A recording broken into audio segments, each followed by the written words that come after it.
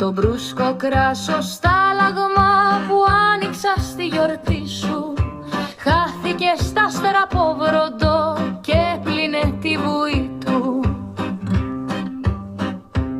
Και το τσιγάρο που άναψα μυρίζει